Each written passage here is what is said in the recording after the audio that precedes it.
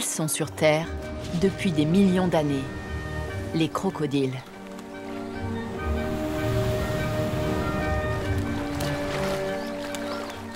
Le plus grand des reptiles vivants et l'un des animaux les plus dangereux d'Australie.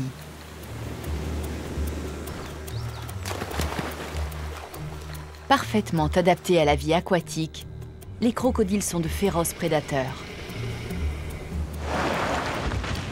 Avec leurs mâchoires puissantes et leur extrême rapidité, ce sont des chasseurs-nés, des pêcheurs, des charognards, des cannibales et des survivants. Leur espèce était menacée, mais aujourd'hui, ces puissants carnivores prospèrent. Ils dominent les cours d'eau et les marais à l'extrême nord de l'Australie. Ce vaste continent qui abrite certaines des espèces animales les plus fascinantes du monde.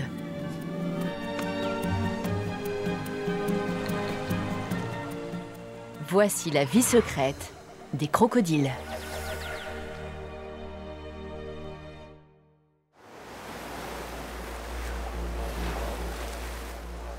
Pointe nord de l'Australie. C'est un climat tropical.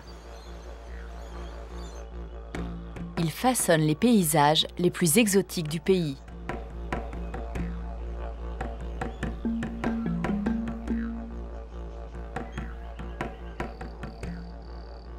La côte est fracturée par un réseau de rivières qui serpente jusqu'à la mer. Dans ces eaux saumâtres et le long des berges boisées, une créature terrifiante se tapit.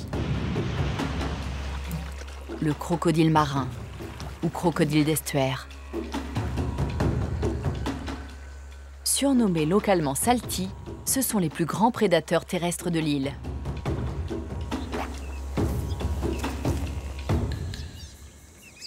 On y trouve aussi des crocodiles d'eau douce. Leur museau étroit est adapté aux proies marines dont ils se nourrissent. Ils vivent près des salties, dans les eaux douces, plus en amont.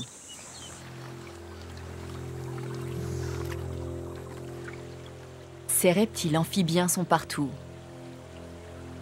S'il y a de l'eau dans cette région d'Australie, qu'on les voit ou pas, les crocos sont là. Solitaires et extrêmement agressifs. Dans les rivières, les ruisseaux, dans les marais de la mangrove, dans les trous d'eau et même en pleine mer.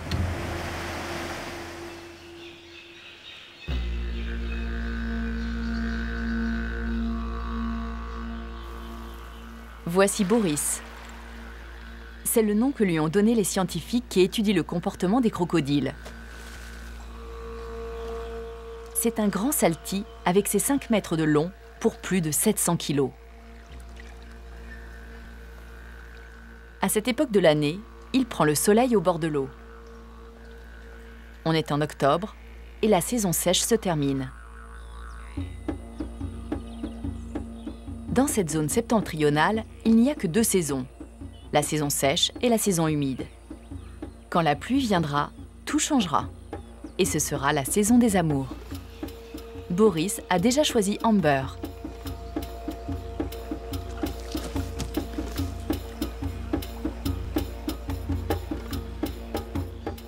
Avec ses 3 mètres de long, c'est l'une des plus grandes femelles des alentours. Mais il y a un problème. Elle est sur le territoire de Ted, l'un des mâles dominants de la zone. Les crocodiles ont un sens aigu de la hiérarchie. En tant que seigneur des lieux, Ted a droit de cuissage sur toutes les femelles de son territoire. Si Boris veut Amber, il devra contourner Ted. La domination est en partie liée à la taille. Avec ses 5,30 mètres pour 800 kg, Ted est le crocodile le plus gros de ce bras de rivière. La majorité des mâles mesurent de 3 à 5 mètres, mais les salties peuvent aller jusqu'à 6,50 mètres et peser plus d'1,3 tonne.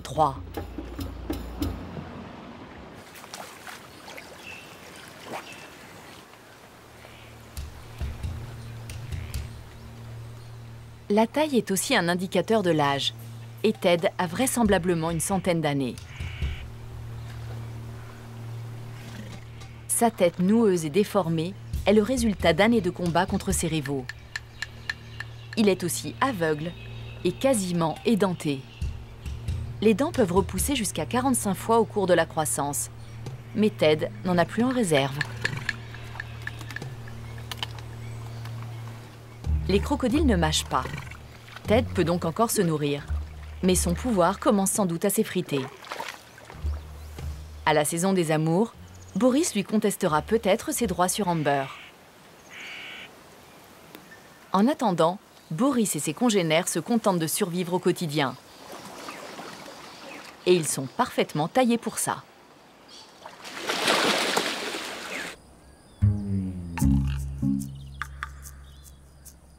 Les crocodiles étaient là bien avant les dinosaures, et ils leur ont survécu de plusieurs millions d'années.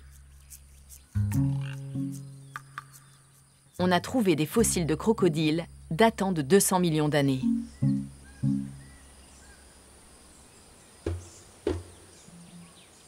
Ils sont représentés dans la rupestre aborigène.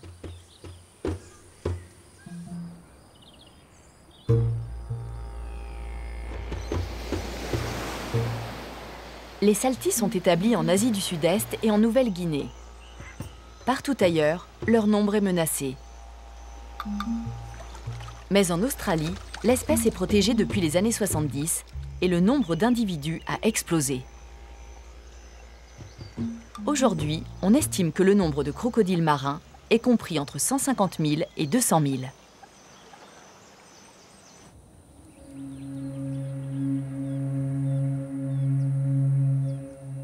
C'est la saison sèche depuis 5 mois. Il n'a pas plu depuis longtemps. Les points d'eau sont encerclés de boue. Les rivières sont basses. Et les animaux qui viennent se désaltérer font de belles proies pour les crocodiles discrets.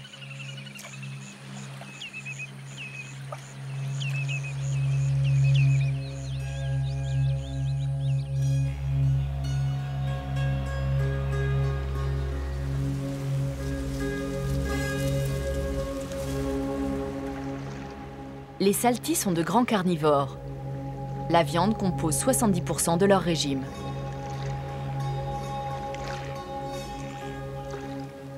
Ils mangeront le premier animal qu'ils captureront, y compris les poissons, les oiseaux, les petits animaux et même les hommes.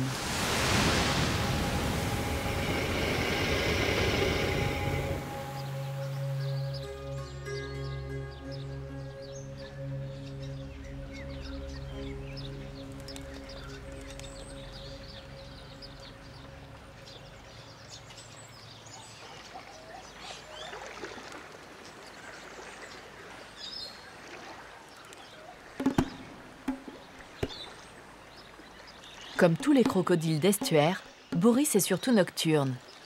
Mais dès qu'il le peut, il chasse en plein jour.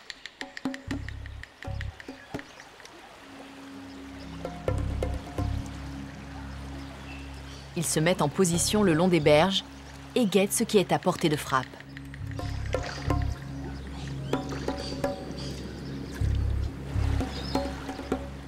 Avec sa queue puissante, il se meut silencieusement dans l'eau. Ses membres courts aux pieds griffés et palmés sont parfaitement adaptés à la nage. Ses yeux, oreilles et naseaux sont sur le dessus de la tête. Il peut rester immobile sans perdre de vue sa proie. En plus d'un bon sens de l'odorat, son corps est couvert d'orifices sensoriels qui détectent les vibrations.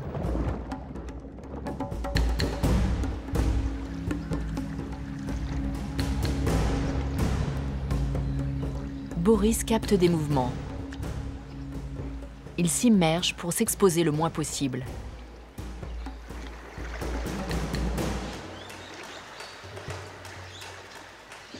Quand Boris est sous l'eau, ses écailles, appelées ostéodermes, créent un système basse pression qui provoque un contre-courant le long de son corps.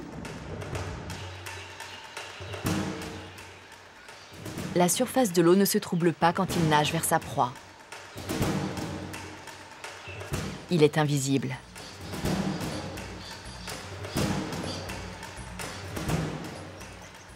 La petite poule d'eau n'a pas conscience de sa présence.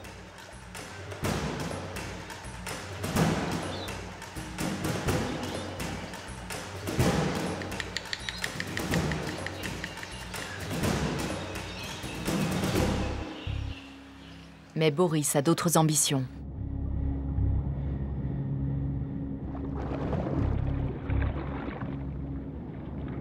Il avance en silence.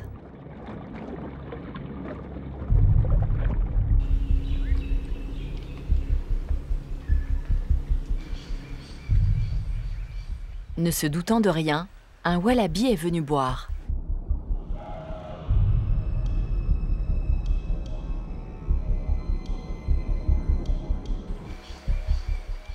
Inconscient du danger qui menace.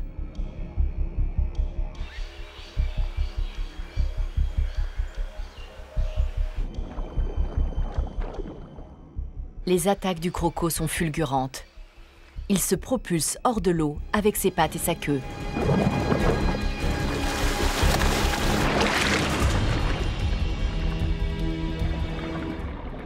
Boris saisit le marsupial dans ses puissantes mâchoires.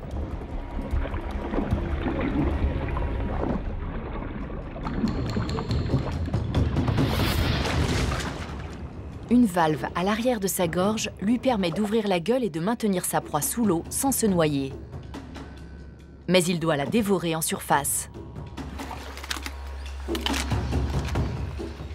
Un crocodile peut avaler 23% de son poids en une bouchée.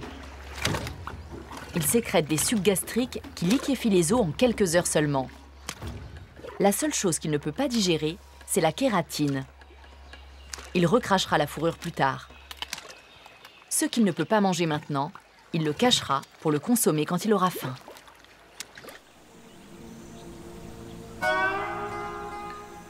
Les crocodiles sont opportunistes. Mais il leur est difficile de changer de marais pendant la saison sèche. Leur choix se limite. Mais un temps plus sec leur offre une autre source d'énergie.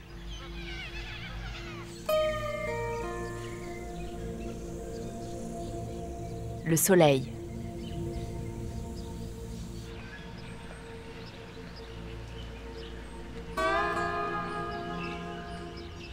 Les crocodiles marins et ceux de rivière sont ectothermes, c'est-à-dire à sang froid. Contrairement aux hommes et autres mammifères, ils ne peuvent pas réguler leur température interne.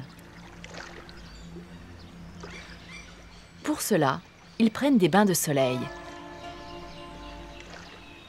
Ils restent immobiles pendant que leur métabolisme se met en veille et stockent l'énergie fournie par l'astre.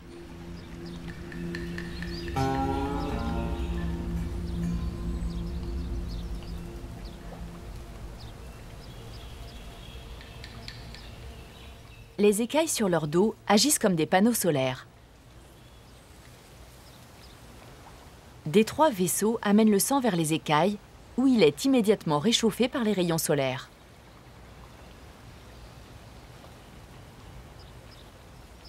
Quand le sang circule, la chaleur se propage à tout le corps.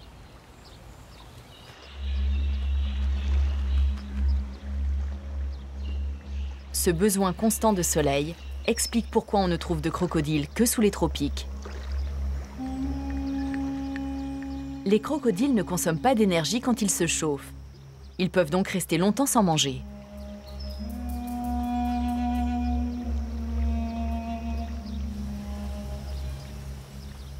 Ces bains de soleil leur prennent plusieurs heures par jour, en fonction du temps.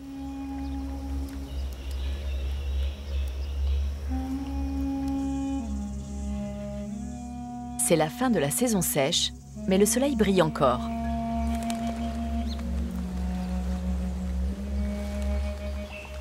Les crocodiles aiment prendre le soleil gueule ouverte.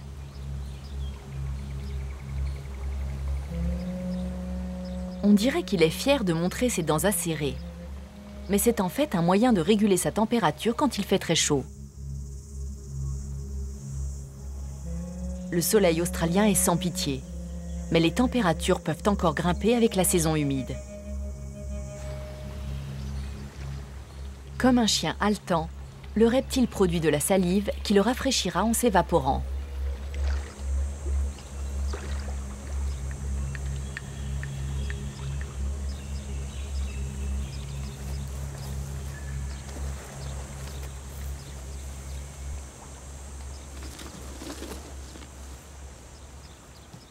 Mais si sa température corporelle atteint 35 degrés, il retournera à la fraîcheur de l'eau.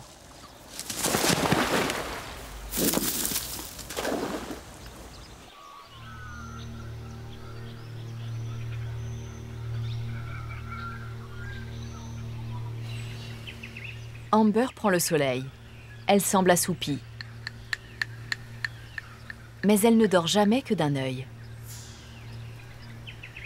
Les crocos peuvent éteindre la moitié de leur cerveau tout en gardant un œil ouvert. C'est le sommeil uni-hémisphérique. Les chercheurs ont découvert qu'ils pouvaient fermer unilatéralement leur vision pendant qu'ils somnolent. Ce qui leur permet de parer toute menace ou repérer une proie à tout instant. Les crocodiles ont aussi 3 paupières, 2 classiques en kératine et une 3e dessous qui recouvre l'œil latéralement. C'est la membrane nictitante. Elle protège l'œil des détritus sous l'eau.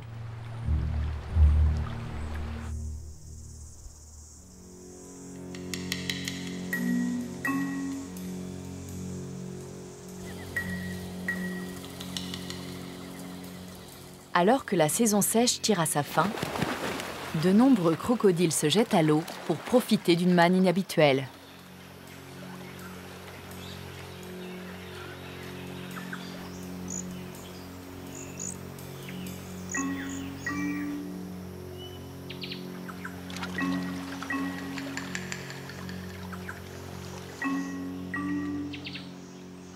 La East Alligator River, dans les terres du Nord. Elle parcourt 160 km et comme son nom ne l'indique pas, elle regorge de crocodiles et non d'alligators. À 80 km de son embouchure, la chaussée de Kyle's Crossing. Elle est dans le parc national de Kakadu, une destination prisée des touristes.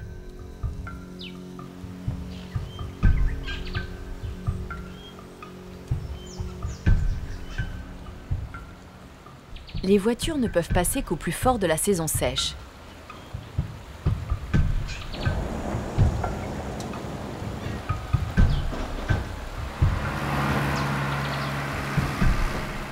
Mais quand elle se termine, les choses changent.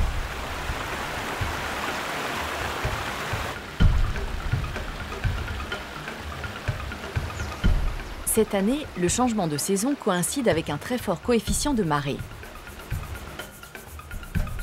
Et les crocodiles ont l'air d'en connaître la date exacte.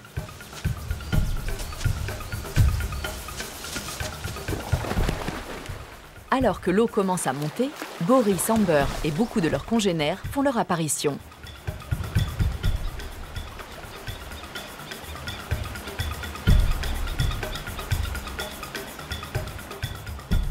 Ils convergent ici depuis tout le réseau fluvial.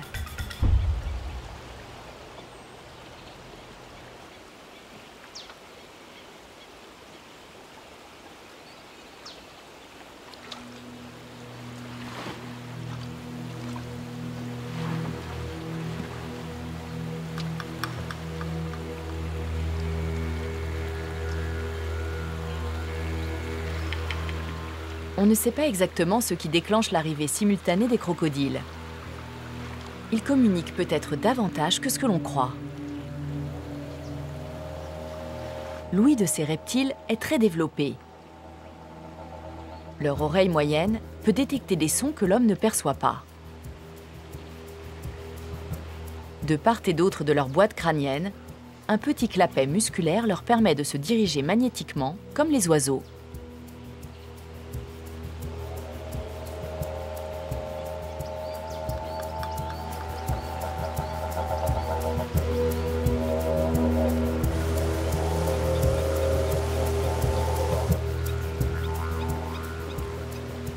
On sait aussi que les reptiles suivent les habitudes migratoires de leurs proies selon les saisons.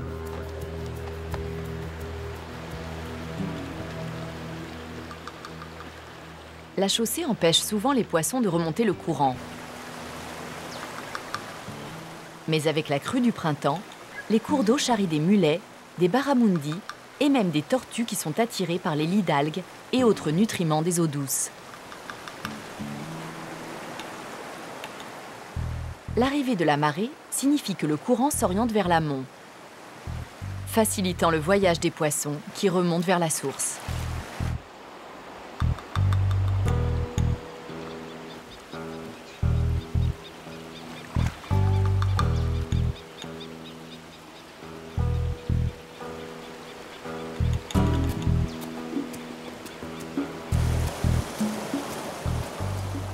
Tandis que petit à petit l'eau monte, les voitures continuent d'emprunter la chaussée.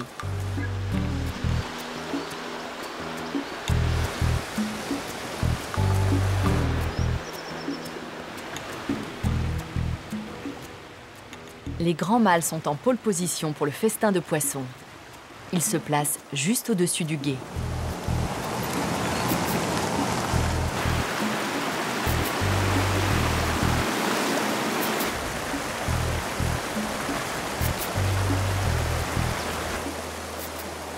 L'un des plus grands crocodiles de la zone, Nadjel, un mâle de 4,30 mètres, a été équipé d'une balise par des scientifiques qui suivent ses mouvements.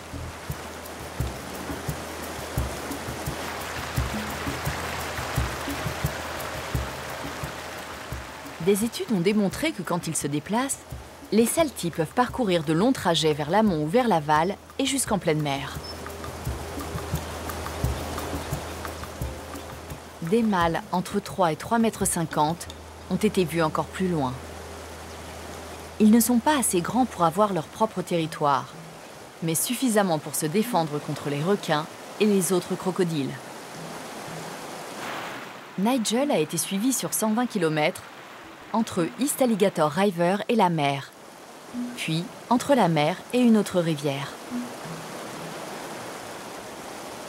Un autre crocodile a parcouru 600 km en moins d'un mois.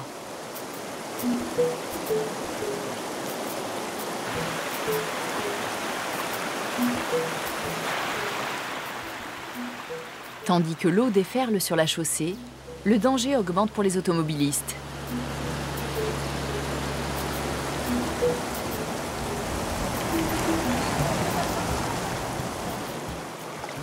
Les crocodiles utilisent la vague créée par les voitures pour avancer plus vite.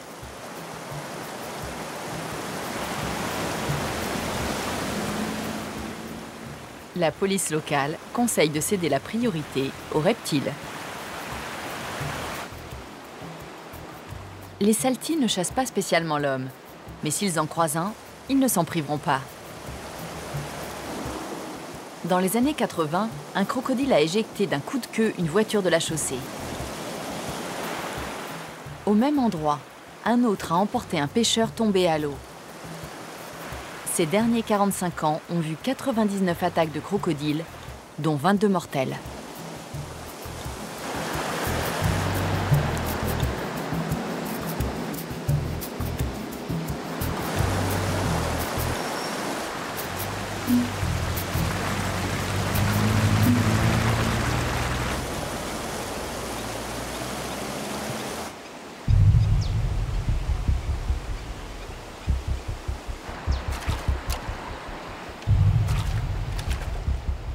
Les poissons sautent, les crocodiles attendent la gueule ouverte et les pattes avant écartées.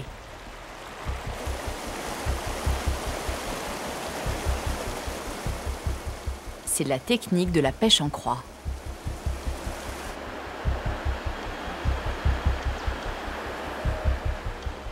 Les écailles des crocodiles ont des récepteurs sensoriels appelés ISO, plus sensibles que la pulpe des doigts humains.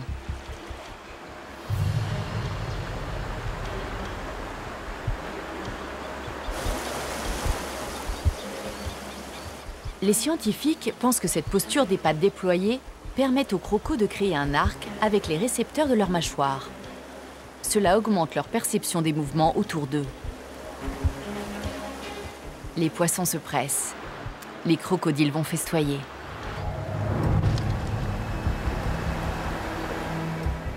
Il y a maintenant 40 crocodiles près du gué.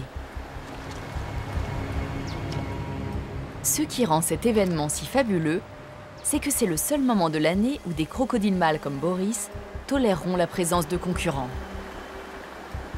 Certains spécialistes pensent que les crocos collaborent. Ils se mettraient en formation serrée pour orienter les bancs de poissons et se nourrir tous. Le blocus empêche les poissons de passer à travers.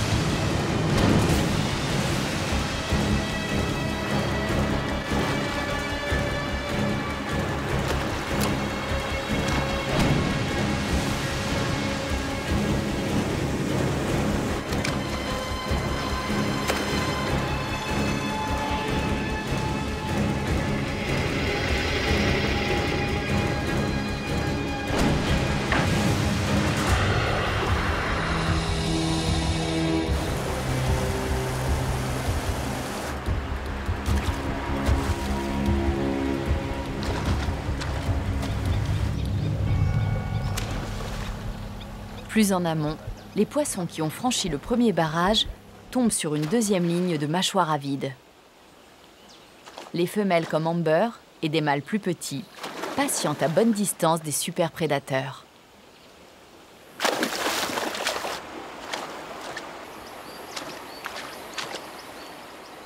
Quand la manne est importante, ils savent en profiter.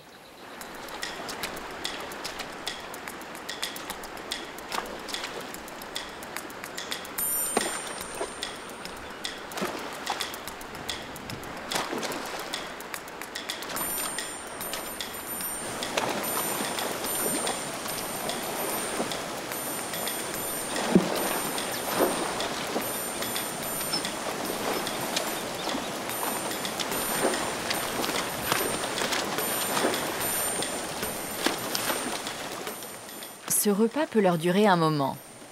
Ils stockent même des poissons sous des rochers pour plus tard. Les saltis avalent les poissons sans mâcher. La langue des crocodiles n'est pas très mobile. Ils positionnent la proie avant de l'avaler.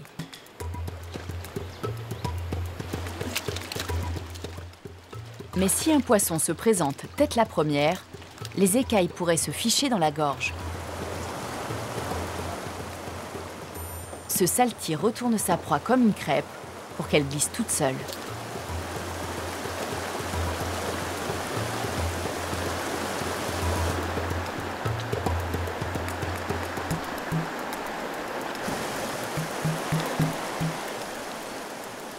Mais parfois, une erreur de lancer offre au poisson une liberté inespérée.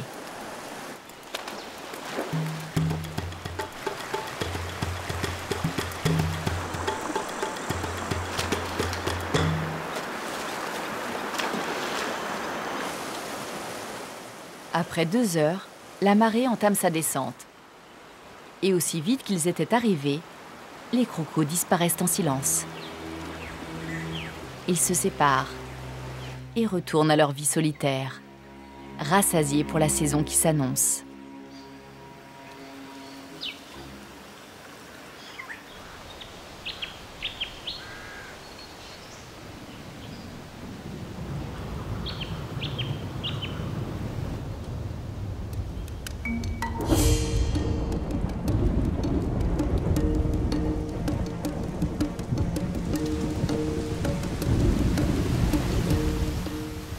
La saison des pluies arrive enfin. L'humidité augmente. des orages éclatent et des pluies torrentielles s'abattent.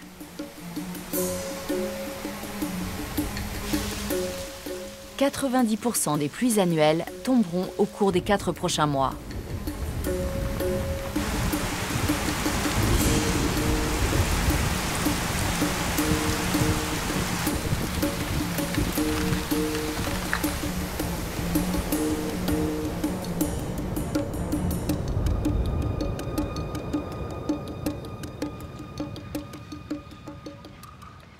Après le festin exceptionnel, les crocodiles retrouvent leur système hiérarchique. La vie des crocodiles est régie par des tactiques de domination. La domination s'établit ou se renforce à coups de tête. Parfois, chez les femelles aussi.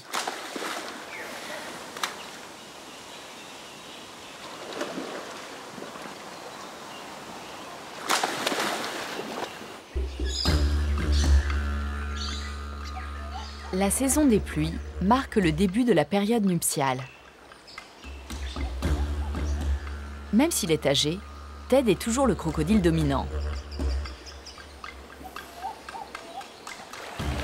Il garde férocement son territoire pour multiplier ses chances de s'accoupler.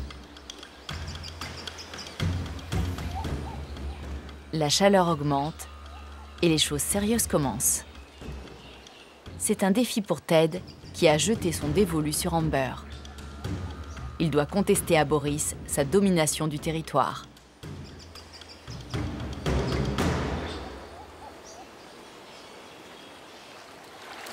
Chez les crocodiles, le langage corporel est un mode de communication. Boris approche Amber. Elle lève la tête en signe de soumission. C'est le début des manœuvres de séduction.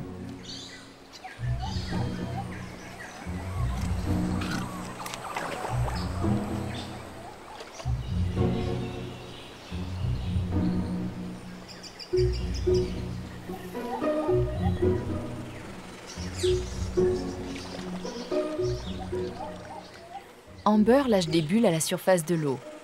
Elle montre qu'elle est intéressée.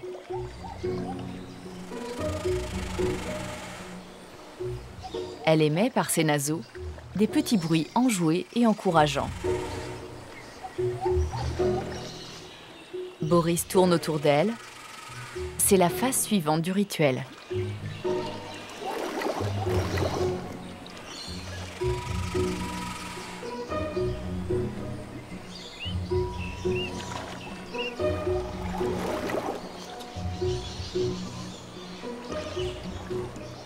Mais à l'instant clé, Ted fait irruption et Boris doit se replier.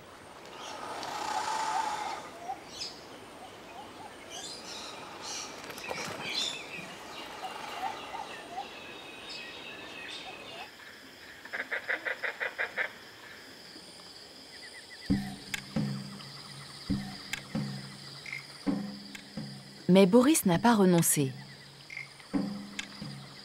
Plus tard, il profite de l'obscurité pour courtiser Amber, en émettant lui aussi des petits vagissements.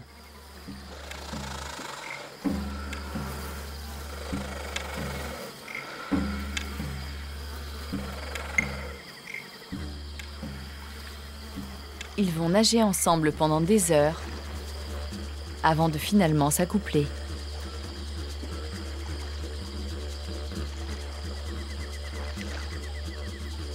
La copulation peut durer jusqu'à 15 minutes, complètement sous l'eau.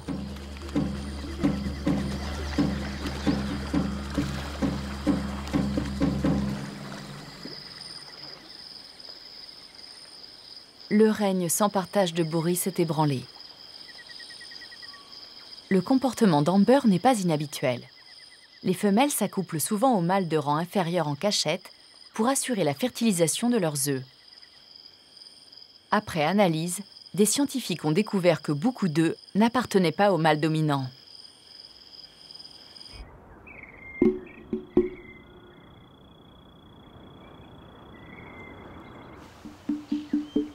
Le lendemain, le règne de Ted est de nouveau menacé par un gros mâle, Chopper, qui pénètre dans son territoire.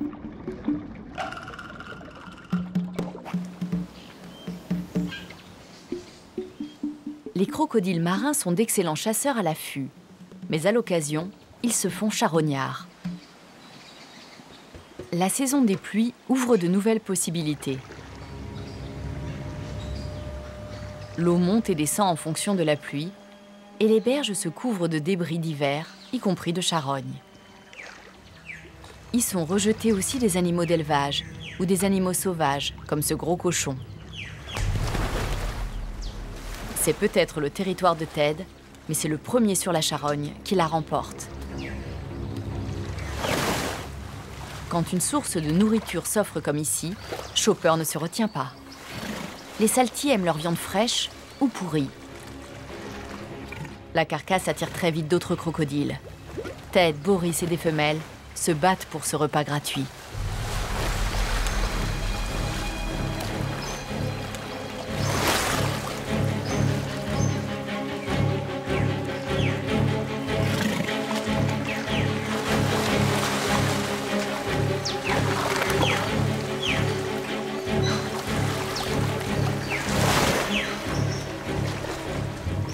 Chopper essaie de chasser Boris et Ted en les frappant au museau.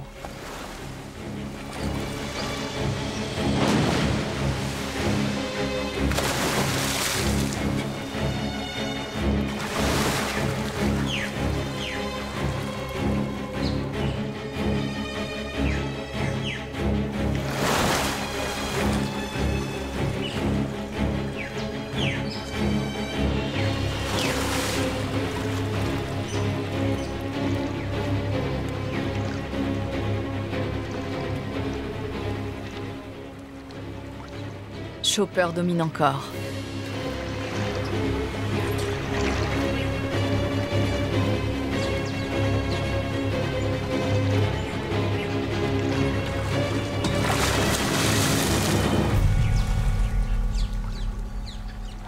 Il chasse les autres et reste près de la carcasse en sifflant. Les crocodiles n'ont pas de corde vocale. Chopper émet donc ce son en soufflant par ses naseaux.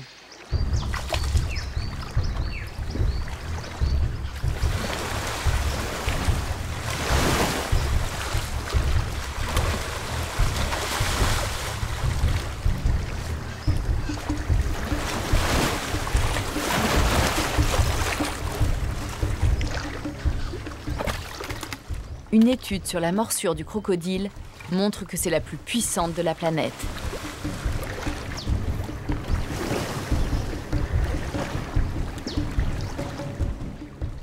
Avec une puissance de morsure égale à 280 kg par centimètre carré, leurs muscles sont faits pour serrer.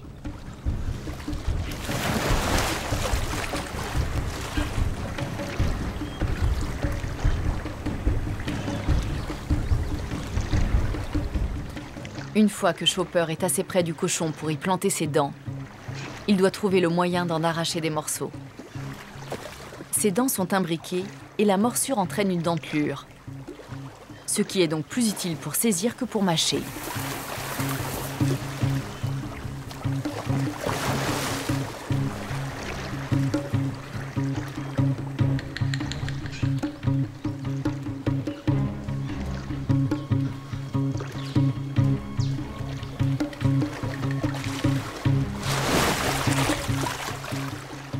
Pour arracher, il faut secouer.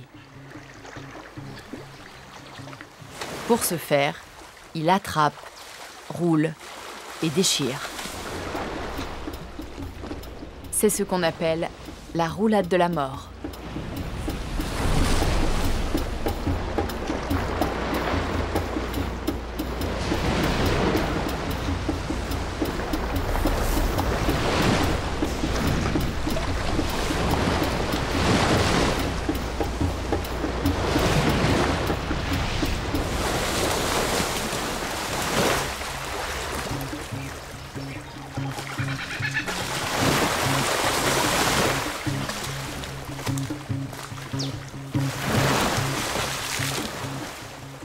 Un mâle dominant va laisser les femelles se nourrir en premier en chassant les jeunes mâles. Mais Ted ne parvient pas à se débarrasser de Chopper.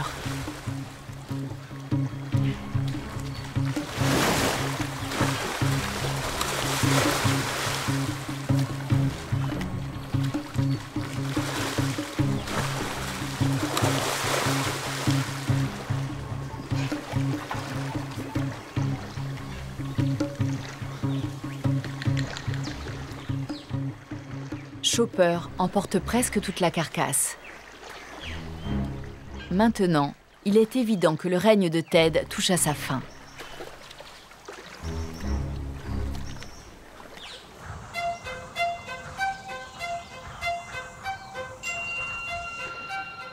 C'est le mois de décembre. Et Amber a pondu 16 œufs à coquilles dures. Les femelles peuvent en pondre jusqu'à 80 par saison. Elle s'est construit un nid à 1 mètre de haut, fait de végétaux et de boue. Les œufs seront incubés par la chaleur dégagée par les feuilles et les rayons du soleil. Son nid est près de l'eau. Elle a bien choisi l'emplacement, car trop près de la rivière, la crue pourrait noyer le nid, tuant les embryons.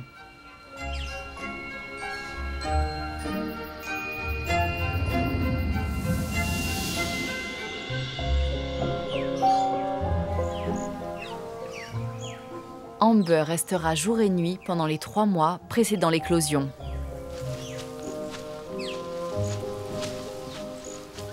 Elle est farouchement protectrice.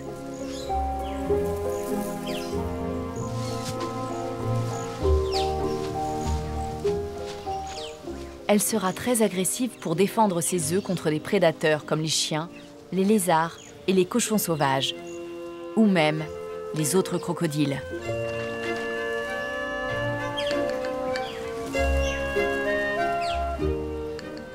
Pour les bébés d'Amber, le combat pour la survie commence. Le moment exact de l'éclosion dépendra d'une température optimale comprise entre 31 et 32 degrés. Plus élevée ou plus basse, les nouveau-nés pourraient souffrir de malformations ou mourir. On estime que 75% des œufs pondus en une saison n'écloront pas.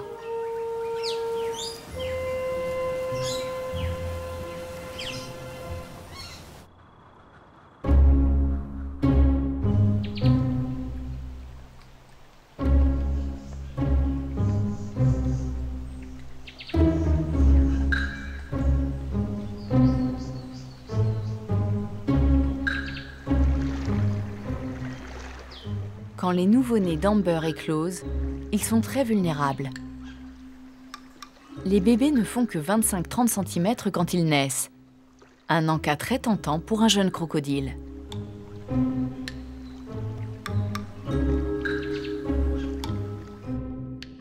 Les poissons carnivores, comme les barramundi, mangent aussi les bébés crocodiles. Sur Terre, ce sont les lézards goannas le danger. Depuis le ciel, des oiseaux de proie comme l'aigle de mer à ventre blanc menacent.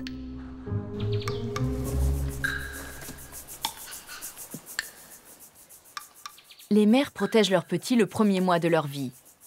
Mais en grandissant, une menace plus grande viendra de leurs propres congénères.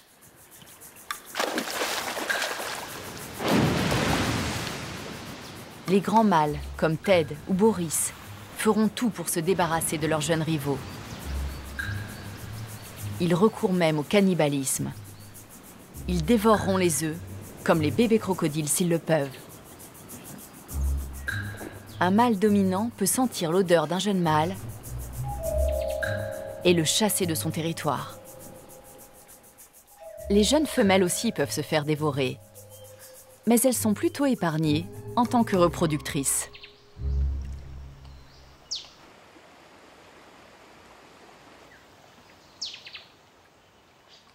En revanche, on pense qu'1% de bébés mâles seulement atteindra l'âge adulte. Statistiquement, un bébé d'Amber sur 2 deviendra grand.